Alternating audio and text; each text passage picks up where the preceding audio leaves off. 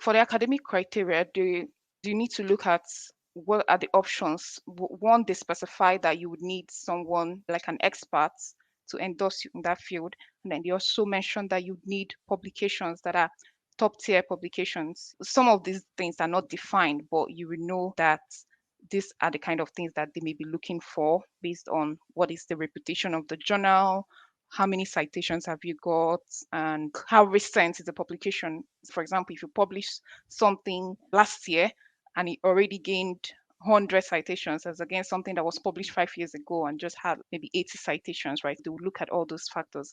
For me, in the academic criteria, I've got some publications, but for a PhD student, I didn't have those very top tier publications. I was working on them anyway.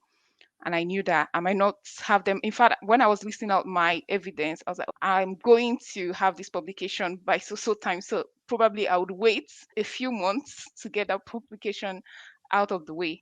I'm glad I didn't do that. I'm glad I didn't make that decision.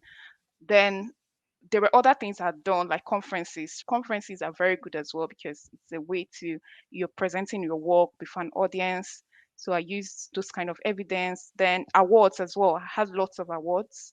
And again, question of what kind of awards could be used. I had awards, things that I was doing during my PhD scholarships that I got where I added them as evidence. Then I also got endorsement from an expert in the field, an advisor that which was Mm-hmm. really very important for that criteria. So those were really the key evidence I had. And also just to mention as well, in the course of my PhD, there were several things I was doing on the coaching side as well. When I speak to people, how do you optimize your time as a researcher?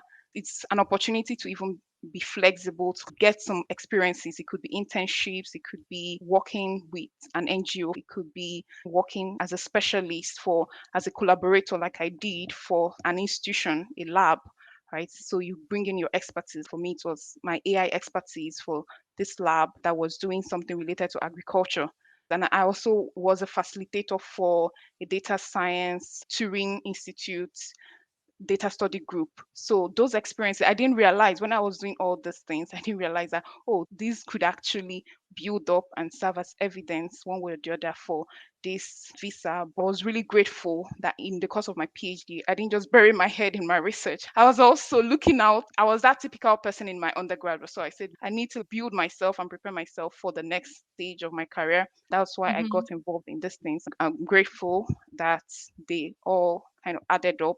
Even the evidence I used, some of them were like the work I did with a charity, working on an AI project for kids, writing a book for secondary school students to disseminate and help disadvantaged students. So those kind of work that I was doing at different points, random points during my Mm-hmm. research all came together, all added up to my evidence. And that's the thing. Some you might be doing a lot, but the challenge some people have is where do I even start from?